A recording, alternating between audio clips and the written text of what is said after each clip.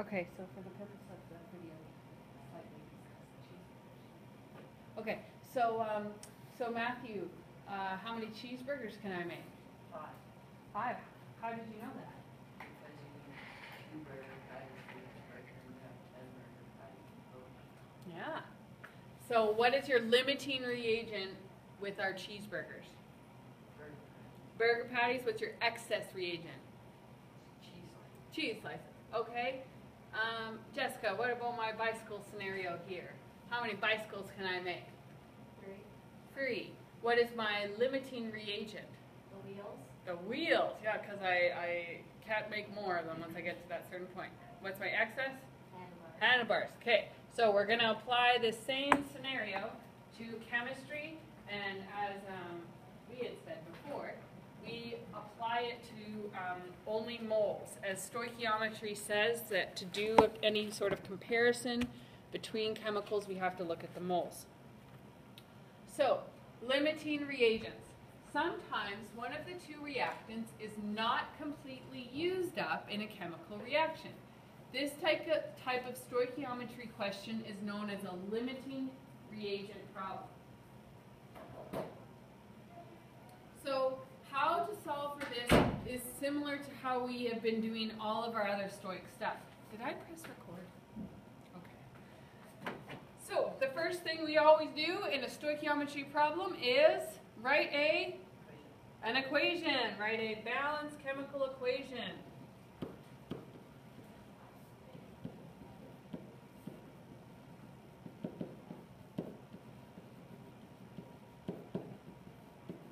For the reaction.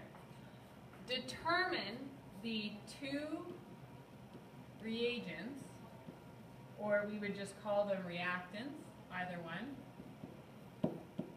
Reactants. Involved in the reaction, because that's generally what we need to do the actual comparison between. Calculate the number of moles of each reagent.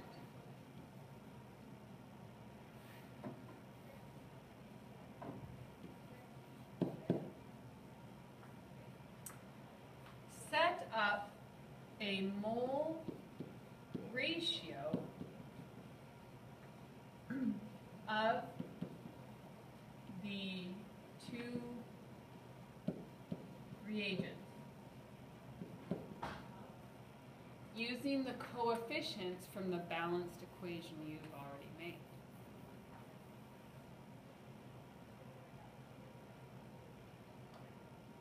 Step 5 is find which reagent of the 2 will be used up first.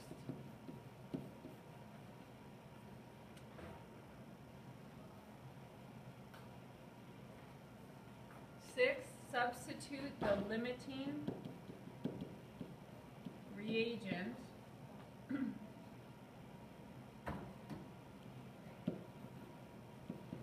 mole ratio for the given and the unknown wanted. Solve the equation for unknown number of moles and convert moles into mass or whatever you need to convert it to. So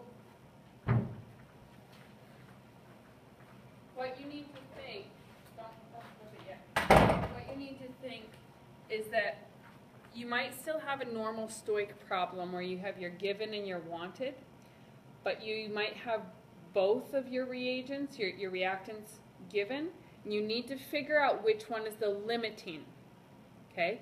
So why do I substitute the limiting reagent moles? Why would I want the limiting reagent moles and not the excess reagent moles to figure out my wanted?